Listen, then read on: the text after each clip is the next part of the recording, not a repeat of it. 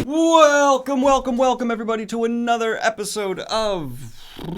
I did start recording. Welcome everybody to another episode of Fantasy News. I am your disheveled goblin host, Daniel Greene, and we have a spectacular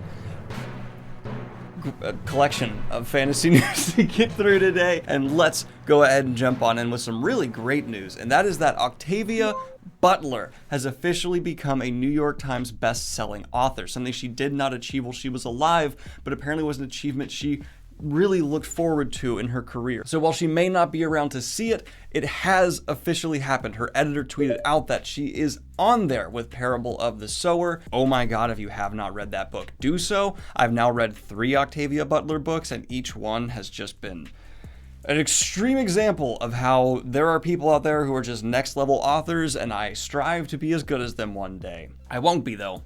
I won't be. Seriously, like, dropping all facades, Parable of the Sower is maybe the best dystopian sci-fi novel I've ever read. Highly recommend you check it out. It's just nice and wholesome to see someone get the recognition they deserve. And with everything going on in the world right now, it really makes sense that Parable of the Sower would creep on up this list, because it genuinely feels like it predicted the future.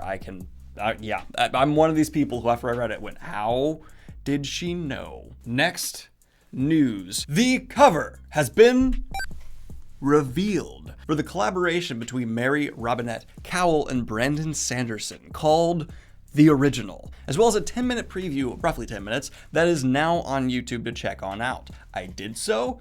It was enticing, it teased, it did its job, and I'll definitely be reading this because I'm a Sanderson fan, and I'm pretty sure if Sanderson put anything out that I didn't review, my audience would find me and kill me. But I also just want to say I love when authors collab like this. It feels like when two bands get together and you're like, oh, this is such a cool thing, and it's genuinely a good way to discover new authors as well, and usually they bring out the best in each other, because I'm sure there's a little bit of like competition. It's like, hey, I want to do my best and look good while I'm working with this author, but I just like things happening along this line. More of it, please. And I like Sanderson writing sci-fi as well, and this has gotten me interested to check out Mary Robinette Kowell's work, so I'll be doing so. Next news. If you'd like to listen to this, of course, link in the description down below. And in one last quickie piece of Sanderson news, he also was on a panel for DragonCon celebrating the 30th anniversary of the Wheel of Time. Did Daniel just sneakily slip in some smaller Wheel of Time news because it makes him happy? Yes. Now, in maybe a little bit of controversial opinion on my part news, just maybe, we had a director, specifically Mike Flanagan, come out, who has previously directed Stephen King projects, and say that he would like to be in charge of another adaptation for Dark Tower. Mike Flanagan, I like your work. You've done good stuff. Dr. Sleep is underrated, and I appreciate what you did there. The director's cut, really even better than the theatrical release. But Dark Tower, a lot of people say like various series from the fantasy genre are quote-unquote unadaptable, and I don't agree with many of them. I think you could adapt everything from Malazan to Wheel of Time, even though there's people out there who still say both are impossible to do, even though one of them is literally happening right now. Dark Tower, though, you can make more of a case for, because it's in this specific niche spot where it's so strange and hardcore Stephen King to such foundational plot elements that you either have to get a crazy high budget to adapt it faithfully, and you risk not making it mass appeal enough to make your money back, or you need to change it quite a bit to then try and hit that more mass market and downplay those more insane Stephen King elements, but then you risk pissing off the hardcore fans. There's also the fact that the first book is not the most popular, even among the most hardcore Dark Tower fans, and so as a result, there's just this like difficult starting point where it's like, what path do you choose, trying to figure this balance. I don't even know if there's a right line there. And as I mentioned, some of the foundational plot elements to that series are like Stephen King at his most insane and bizarre, and I just don't know how well that could translate to a movie. It's possible. I never think anything is impossible, but Mr. Flanagan, you are going into the ring with a raging bull of a series in terms of the difficulty to tame it, and I wish you the best of luck if you are going to go down this path. You've taken on King before and done a good job. This is just a different beast. It's another monster. You're upping the level here. After editing this, I realize it sounds I'm like king-splaining to a director who knows exactly what he's getting into. In this interview, he specifically notes like the level of difficulty I'm talking about here. I'm just pointing out to my audience why I think this will be so difficult, not trying to like wave off a director who has a much better understanding of this stuff than I possibly do. I'm just telling my audience here directly, I think this would be hard as hell, especially because I didn't even hit on this originally. You also, to get everything in the Dark Tower, need to have then connections to other Stephen King books and stories, and they're pretty like important, like Salem's Lot especially, to Dark Tower. So it's like, how do you make all that work? Do you cut it? It'd be tricky. Flanagan really did a really good job with Gerald's Game, and not Stephen King property, but The Haunting of Hill House. So I don't know, maybe. Either way, I'll check it out if he does it. And now in news about maybe the most universally loved fantasy movie of all time, the cast for The Princess Bride is reuniting to help raise money for the Democratic Party and going to do a virtual script reading. No, this is not any kind of reboot or, anything along those lines. It's just them getting together to do a virtual script reading to help raise money for the Democratic Party. I still have seen some articles that are like trying to chop and cut this to be like, new Princess Bride. Stop it. Bad journalism. That's not even journalism. You're just liars. All that's happening is they're getting together and virtually reading the script as a group to bring in money. Period. End of story. But this will include Carrie Elwes, Robin White, Carol Kane, Chris Sarandon, Mandy Patinkin, Wallace Shawn, and Billy Crystal. So they're coming back and going to be doing a script reading. And this kind of stuff, does it get you excited? Do you like these like virtual panels that have become really popular since the pandemic? I don't know. I've kind of gotten more fond of them. Originally, I wasn't the biggest fan. I think it was the Back to the Future one that really won me over. Next news. Are you a Witcher fan? Specifically Witcher 3, probably, because you're in my audience and it's one of the most popular fantasy games ever. Well, it's being remastered for next generation consoles. And when I heard that, my initial thought was, ugh, they're going to charge people $70 again just to get the same game with slightly better graphics. But then I was proven wrong, and I should have had faith because this is CD Projekt Red and they're known for not milking their audience for money, but instead serving up great content for debatably like undervaluing itself. Like some of their DLC should be more expensive, but they're just like, nah, $5, all this, just take it. We love you, take it. And I appreciate that. But the details are,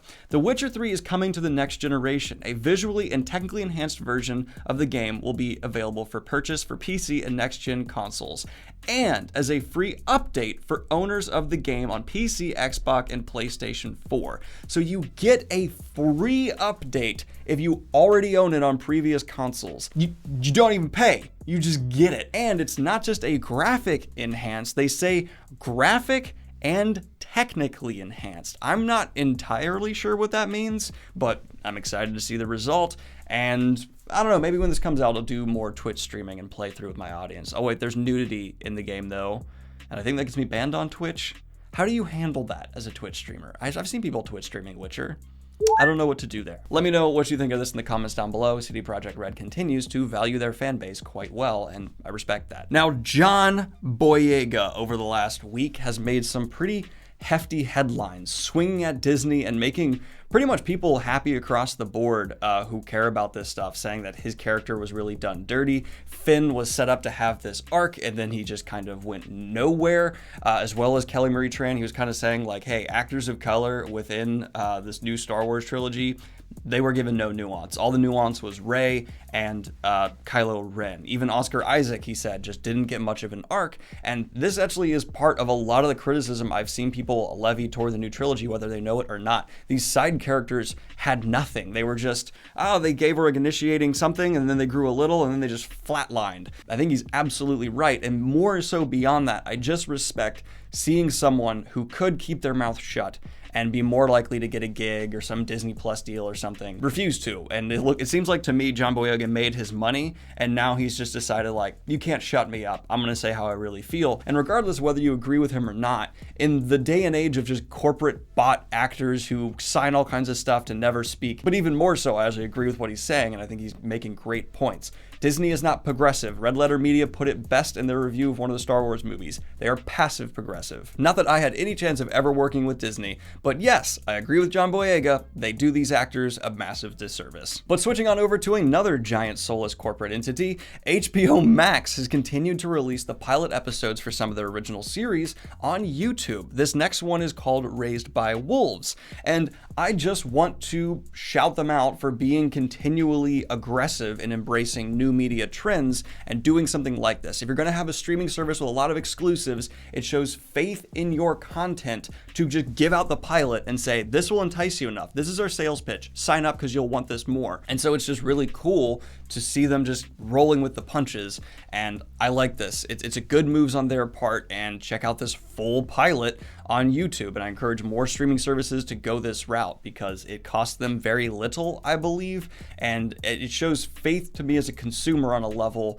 that isn't like sneaky marketing. It's just flat out, here is what we have to show you, and we know it's gonna work. On the flip side of that, Amazon actually did something that's more old media, but I like, in releasing the first 3 episodes of The Boys at once, and then they said they're going to stagger the release of the rest of the season to once per week, something I agree with and think is a good decision. It's kind of a way to encourage discussion around the show. Yes, the bingers are a little happy because they can do 3 episodes at once, but then they can still go online and talk with their friends about it because everyone's at the same point. It's a nice meeting, happy both worlds scenario that actually addresses almost all my concerns from my weekly video, while also being a way to make binge watchers have something to binge for a bit. But people, for some reason, are going on Amazon and flooding The Boys Season 2 with 1-star reviews. No, this is not because the show just suddenly had a nosedive in quality. I watched the first 3 episodes. They were solid as the first season from everything I could tell. Every single one of these 1-star reviews, literally every single one I could find, was just talking about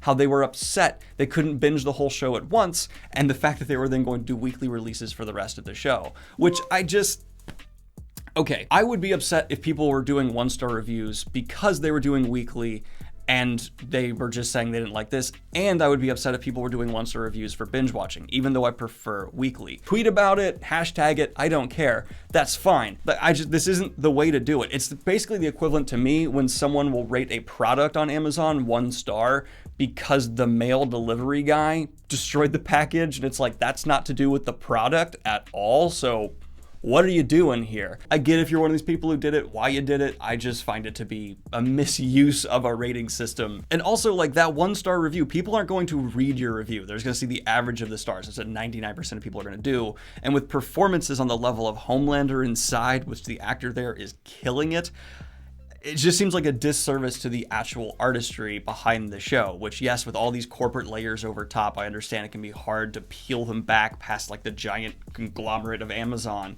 to see the show underneath. But this show is spectacular. Like, The Boys is a great show. So this just frustrates me in a really real way, because I don't think, as someone who's a critic and reviewer, this pisses me off because I see it as like a disservice to review. I know I probably care about this too much, but to me, it's just coming across extremely petty, because it's like someone put a ton of time and effort into a product for you. They like hired incredible talent, and then because the box it's brought to you in isn't the exact box you'd prefer, it's in like a paper bag instead of a wrapped Christmas box or something, you're like, terrible, awful, and you just slap it to the side and ignore everything about the actual contents. And every time I state an opinion like this, I get someone telling me like, people are allowed to have another opinion, Daniel. Yes, and I'm allowed to think their opinion's dumb, and you can think my opinion of their opinion is dumb.